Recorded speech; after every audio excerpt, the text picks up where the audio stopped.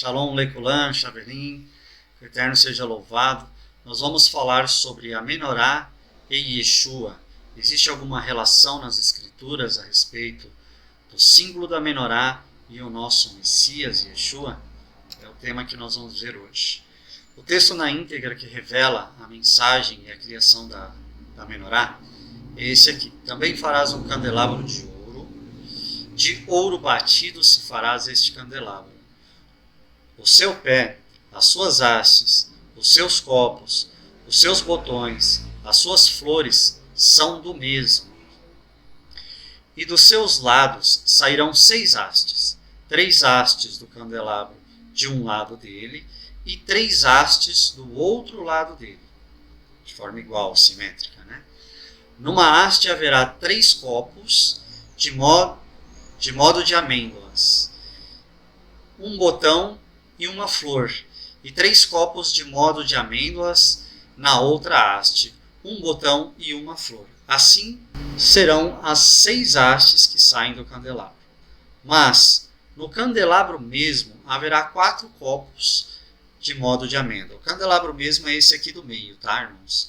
A gente tem aqui, ó, a base, todo o castiçal e aonde fica a vela.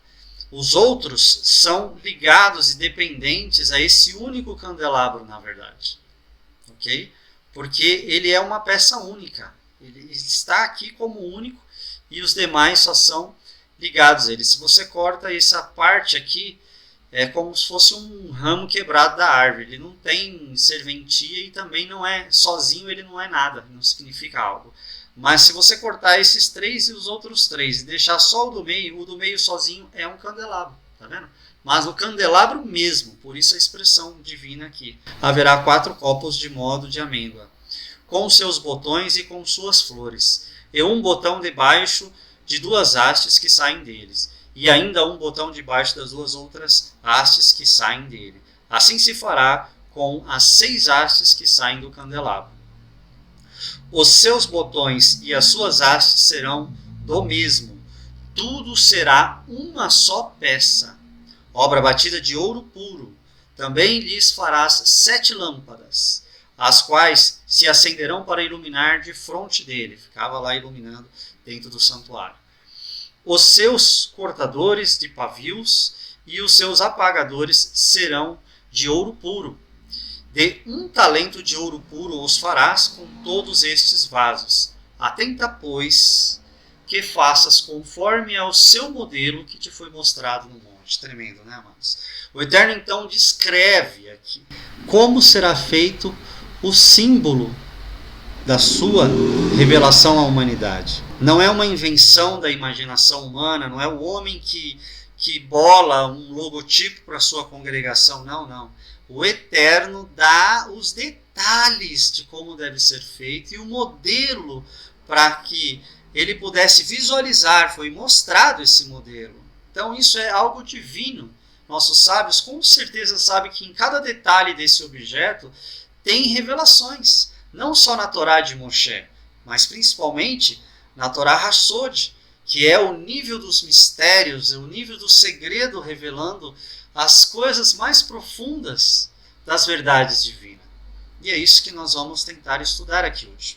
A Menorá e a árvore da vida. Isso é tradicional no judaísmo. Desde o século XIII a gente já tinha a comparação dos nossos sábios, falando que a Menorá e a árvore da vida são algo ligado. São revelações, na verdade, do próprio Hashem. A árvore da vida é o Hashem. Aqui nós temos na Cabala, quem conhece aqui, é o judaísmo tradicionalíssimo. Nós temos os 10 atributos do próprio Hashem, do caráter divino e sua revelação. E a gente estuda cada atributo para conhecer e entender melhor Hashem e buscá-lo da maneira correta e verdadeira. E nós sabemos aqui, ó, Malhut, na base da haste, a gente tem aqui na Menorá toda a mesma representação da árvore da vida, distribuída pelos sábios. A gente vê aqui, ó, na Menorá do meio mesmo, ó, o candelabro de fato, tem o atributo do Keter, a coroa, e assim vai, Biná, Hesed e os demais, ok? Então, A menorá é algo extremamente rico em revelações, em mensagens divinas para nós. E nós vamos tentar desvendar algumas delas neste vídeo, conhecendo detalhes a respeito do que o Eterno nos queria transmitir com esse sagrado símbolo. Uma dessas revelações está em Zacarias 4, versículo 2, e também no versículo 10b, que diz assim, e disse-me, que vês? O Eterno perguntando ao profeta, e o profeta responde, olho, e eis que vejo um castiçal todo de ouro, com as suas 7 lâmpadas, cada uma delas aqui, tem 7 pontas, né? E aí, continuando a explicação, lá no verso 10, o Eterno revela para ele o que são cada uma dessas pontas, uma das representações delas, não é só isso, quer dizer, uma das representações, que diz assim, estes são os 7 olhos do Senhor, os olhos de próprio Adonai que estão e percorrem por toda a terra, estão postos para ver a humanidade, o que acontece, o Eterno está atento a tudo. Então, cada uma dessas hastes são como se fossem os 7 olhos do próprio Adonai a iluminar e a observar tudo o que acontece com a humanidade. Tremendo, não? Outra coisa que os sábios colocam, que cada um aqui, o azeite representa o Espírito, a luz também, né? Cada uma dessas pontas são os 7 Espíritos do próprio Eterno. Aí o Espírito do Senhor, Espírito de sabedoria, entendimento, conselho, poder, conhecimento e temor do Senhor. A gente tem em Yeshayahu, em Isaías, também no Apocalipse. A menorá foi uma mensagem, claro, transmitida em hebraico. Né? Nós temos aqui o hebraico original, aqui transliterado e aqui a tradução.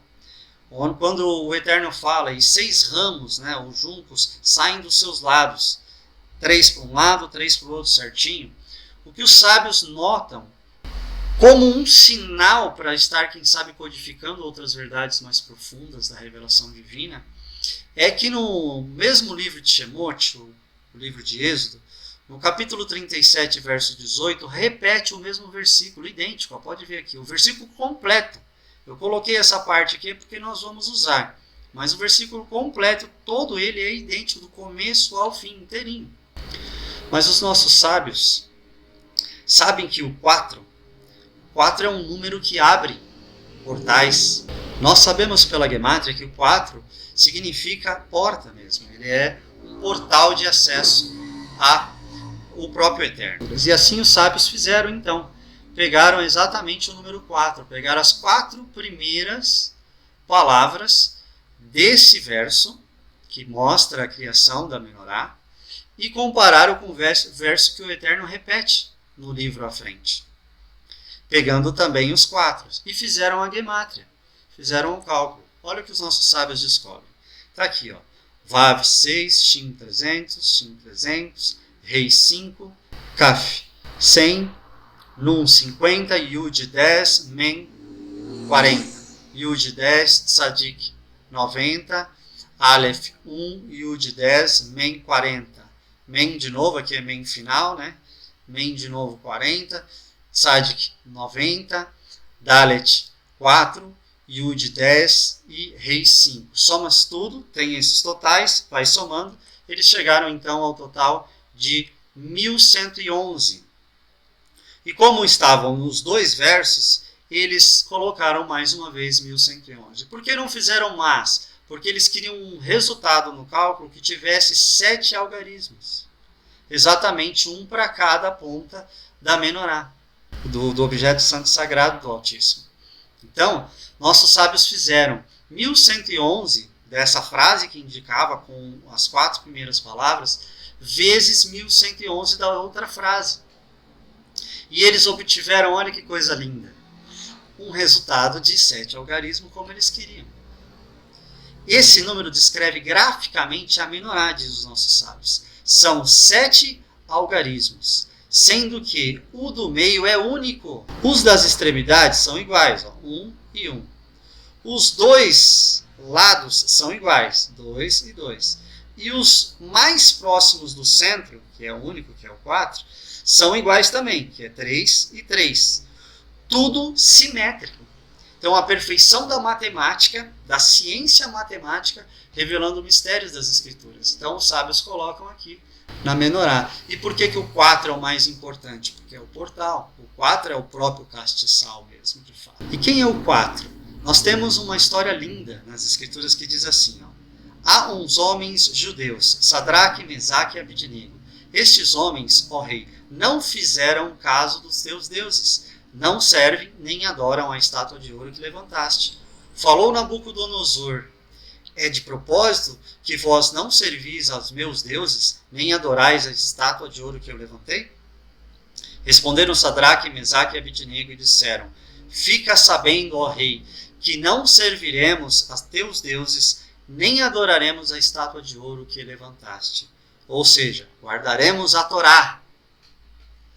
E estes 3 homens caíram atados dentro da fornalha de fogo ardente. Então o rei Nabucodonosor se espantou e falou: não lançamos nós dentro do fogo 3 homens atados?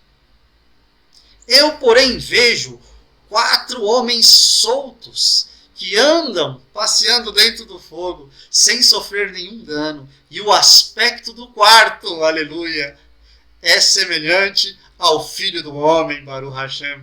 Quem é o 4? O 4 é o Filho do Homem. Tremendo, não? É o próprio Mashiach. Coisa tremenda, que é o alicerce de tudo. Mas não um Mashiach qualquer, amados. É um conceito judaico e acarretará no retorno à lei da Torá. Porque esses homens foram provados exatamente por querer cumprir Torá. Assim eles estavam em ligação com o Eterno. Então, olha só, o Messias judaico vai retornar as pessoas à Torá, dominando firmemente qualquer outra crença messiânica. Ele é o mesmo ontem, hoje e sempre. Atualmente, nosso sumo sacerdote, segundo o livro de Hebreus. O que é Hebreus? Hebreus quer dizer exatamente Ivrim em hebraico, que quer dizer judeus. Judeus, israelitas, hebreus, são os mesmos povos. Tanto é que tem Bíblias que já traduzem o livro de Hebreus como judeus messiânicos. Então, a mensagem do Messias judaico aos judeus messiânicos revela que Yeshua é sumo sacerdote no santuário celestial. Entende?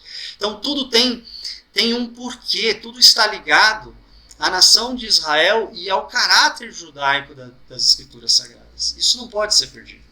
Mas o 4 é o Mashiach. Tanto é que na 4ª vigília da noite vem o Salvador da tempestade. Quem é o Salvador? Yeshua. O barco estava lá no meio do mar, açoitado pelas ondas, com vento contrário. E na 4ª, o Eterno escolhe 4ª porque ele podia ter vindo na 2ª, na 1ª, na 3ª, depois, mas ele veio na 4ª vigília da noite. Por quê? Porque o 4 é a porta, e Yeshua é a porta. Ele diz: eu sou a porta. Ninguém vai ao Pai senão por mim. Ninguém tem acesso, ninguém descobre, ninguém se encontra com Hashem sem se encontrar comigo. Tremendo. Veja outra revelação. No 4º dia é o Salvador da morte. Então o 4 representa que ele é o teu Salvador quando você estiver na tempestade dessa vida. O 4 representa que Yeshua é o teu Salvador quando descansar no sono do pó. Ele pode e irá te ressuscitar. Assim, pois, chegando Yeshua, achou que já havia 4 dias que estava na sepultura o seu amigo Lázaro. E disse Yeshua: eu sou a ressurreição e a vida. Quem crê em mim, ainda que esteja morto, viverá. E todo aquele que vive e crê em mim nunca morrerá. Crês tu isso? Disse ela: sim, Senhor. Eu creio que tu és o Messias, o Filho de Deus, que havia de vir ao mundo. Tremendo, amados. Aqui o Filho de Deus quer dizer Hashem. Quer dizer a revelação do Eterno para nós. Isso é muito sério. Por quê? Porque não é um filho nascido normal nessa terra, que era daqui mesmo. Não, que haveria de vir do mundo. Quer dizer que vem da parte de Deus para entrar na realidade do mundo. Por isso que Yeshua diz que ele é a própria vida. Isso é muito sério e está correto. Por quê? Porque as Escrituras chamam Yeshua do primogênito. O primogênito no sentido de meio de comunicação manifesto do próprio Hashem. Ok? Hashem é infinito, invisível e transcendente. Ele não tem forma, ele não é matéria. Logo, ele é inacessível. Não se pode conhecê-lo, acessá-lo, percebê-lo, senti-lo. Como que você vai pegar algo que não tem forma e ter uma experiência sabendo quem ele é, como ele é, se ele não é? Não ter forma é não ser. Ao mesmo tempo que ele é todas as coisas. Porque ele pode ser e não ser, ele é atemporal, ele pode estar no passado, no presente e no futuro, ele é eterno, porque passado, presente e futuro é só para as suas criaturas. É marcação de tempo, não existe isso. Mas ele entra na nossa realidade como Yud Rei Vav Rei, que é exatamente um acróstico do ser como alguém existente no passado, no presente e no futuro. É isso que forma o tetragrama sagrado do nome divino. Entende? Então, o tetragrama também já é uma emanação de Hashem. É uma forma de comunicação para que se torne compreensível a nós. Então, Hashem, ele se cria o homem celestial. Ele se faz Mashiach como primogênito, entende? Então, primogênito nesse sentido. A primeira forma que o Eterno traz à existência, é ele mesmo. Um corpo para si como homem celestial. Sabia disso? Por isso que ele é o primogênito. Se o 4 é Yeshua, que é o próprio candelabro, ele é a luz, como Yeshua disse, eu sou a luz. É a luz central da árvore da vida. Lembra que o candelabro também representa a árvore da vida? E Yeshua seria a fonte de vida, a luz central, como ele mesmo diz, eu sou a ressurreição e a vida? A resposta é sim. Ora, se ele é a própria vida, tem duas vidas então? Hashem, que é o criador da vida, e Yeshua? Não. Yeshua é só o primogênito da forma que Hashem assume, que Adonai se manifesta como homem celestial. Por isso que haveria de vir ao mundo. Todos falam isso. Na tradição judaica, nas escrituras, os profetas, nos salmos, a Bíblia inteira, no próprio Sidur, e todo o tempo está falando ali de Yeshua e de Mashiach. Então, se Mashiach está como a manifestação de Hashem, o próprio nome de Hashem tem que conter também Yeshua. Olha que interessante. Já parou para pensar? O nome de Hashem tem 1, 2, 3, 4 letras. Está aí, ó, Adonai. Yud, Rei, Vav, Rei. 4, de novo apareceu o 4. O 4 é o centro e é a porta das revelações. Então, como que Yeshua está aqui dentro?